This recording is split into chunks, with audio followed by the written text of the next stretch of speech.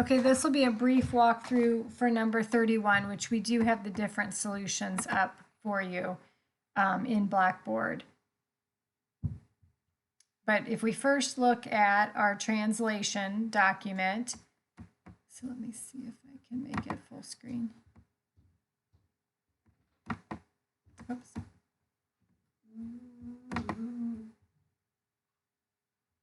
Okay, so then here though you can see what we've done is we've taken, this one I think is in the British pound, but so we've taken the subsidiaries' financial statements and they have provided us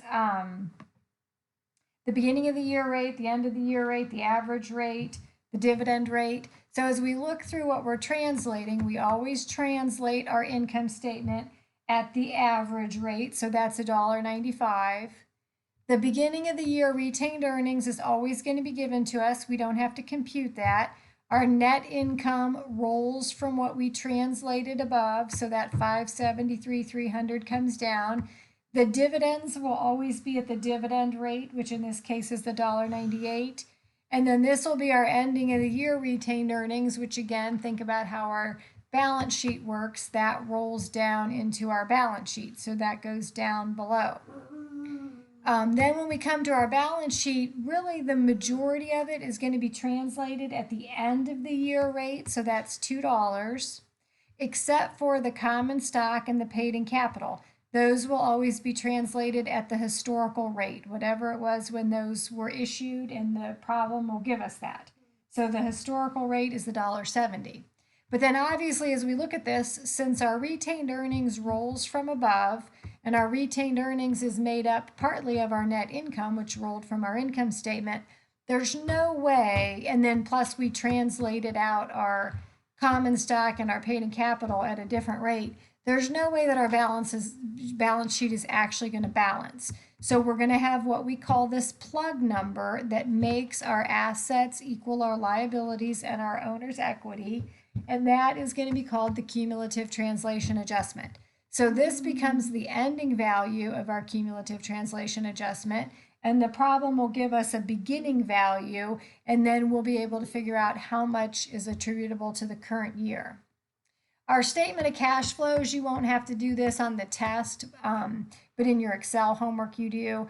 That is translated, most of them are going to be at the average rate. The $1.95 is the average rate, unless it's a specific transaction. So like it says the property, plant, and equipment purchase date rate is $1.96. So then that's what we use it for, that change in property, plant, and equipment. Then there was a long-term borrowing date rate, and that's $1.97. And then again, there's the dividends date. So then those will be at a different rate. And again, that anytime you have different rates, obviously your cash flow statement's not going to roll right. So then you'll also have an adjustment there. There'll be a difference that's needed, which will be the effect of the exchange rate on our cash. So in this case, it's the 50,000. But so again, that's how we translate. It's a lot of math, but Excel makes it fairly easy to do. So then hopefully, as long as you know what rates to plug in there, that shouldn't be a real hard problem. Again, just a little more time consuming. But that'll just be our first step. Oops.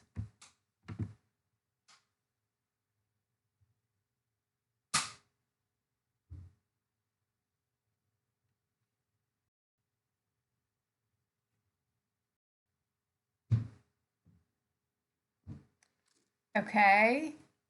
All right, then we'll go back. Sorry, it kind of booted me out. I don't know if I clicked the wrong button, but then we'll go back to our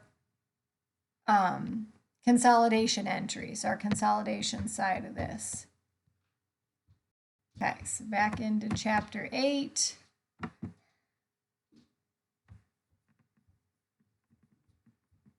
Into those materials.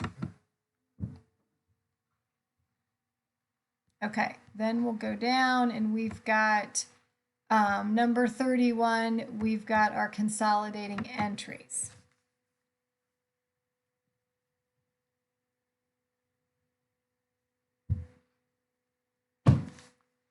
All right, so let's see, maybe can I just make it bigger without going into, okay, there we go. All right, so then here we've got our entries. So then I'll start down with our E entry, and then I'll go back. Okay, so our E entry, again, we go to our common stock that's going to be off of our financial statements that we just translated, our paid in capital, which is again off of those financial statements, our beginning of the year retained earnings, which should be off of the financial statements, but it's also a number that they give us in the problem. And then we have our beginning of the year cumulative translation adjustment, which is given to us in the problem, the $207,060. So that's also given. And then when we sum all those together, that's going to be our E entry. Then I'll go back up. The C entry is going to be our equity income, which could be found right off of the parent's income statement. So their income statement shows equity income of $573,300. Then our current year translation adjustment. So again, if we take where our end of the year was in order to make that balance sheet balance, and we subtract out this beginning of the year number, that provides us with our current year translation. And to me, it's easy enough to just do it that way. The textbook gives you a more mathematical way that you can compute this. But really, if you know the ending balance and you know the beginning balance, just subtract to get to what that current year amount is. Then your dividends will be, again, that translated number at the dividend rate, and then the net goes to our equity investment. So our C entry and our E entry both have one additional line item that deals with the cumulative translation adjustment, the beginning of the year and the current year.